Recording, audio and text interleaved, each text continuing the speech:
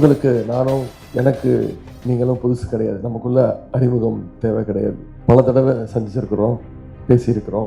முக்கியமான காலகட்டத்தில் நாம் மீண்டும் சந்திக்கிறோம். வடநாட்டில் பாசிச சக்திகள் இன்னைக்கு தலைவரித்து ஆடிட்டு இருக்கு. பல்வேறு உதாரணங்கள் இருக்கு. கிறிஸ்மஸ் கொண்டாட்டத்தில் உள்ளே போய் தாக்கல் நடத்துகிறாங்க, இஸ்லாமியர்களை தாக்குறாங்க.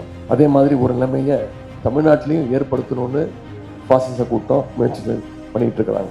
ஆனால் இன்னைக்கு சங்கிகளோட சூழ்ச்சி எதுவும் தமிழ் மண்ணில் எடுப்படலை. அதுக்கு காரணம் நம்முடைய முதலமைச்சர் அவர்கள் தான். சமீபத்தில் கிறிஸ்தவ தொண்டு நிறுவனங்கள் தேவாலயங்களை எல்லாம் குறி வச்சு foreign contribution regulation amendment FRCA bill அப்படின்னு ஒரு சட்ட திருத்தத்தை ஒன்றிய பாஜக அரசு இன்னைக்கு கொண்டு வர பார்க்குது. வெளிநாட்டிலிருந்து வருகின்ற தொண்டு நிறுவனங்களுக்கு வர நிதியை முறைப்படுத்த போகிறோம் அப்படிங்கிற பேரில் நடக்க போகிற மிகப்பெரிய ஒரு சூழ்ச்சி இது. இந்த சட்ட திருத்தத்தை முழுசாக திரும்ப பெறணும்னு கழக தலைவர் அவர்கள், இன்னைக்கு முதலமைச்சர் அவர்கள் தொடர்ந்து வலியுறுத்தி வராங்க.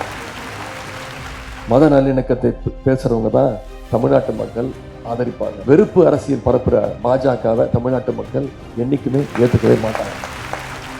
பாசிஸ்டுகளையும் அடிமைகளையும் இந்த தேர்தலில் நம்ம ஓட ஓட விரட்டணும். அதுக்கு சிறுபான்மை மக்களுக்கு, குறிப்பாக கிறிஸ்துவ சமூக மக்களுக்கு எப்போதும் பாதுகாப்பாக இருக்கக்கூடிய திமுகவை நீங்கள் ஆதரவு கொடுக்கணும்னு அப்படின்னு நான் கேட்டுக்கிறேன்.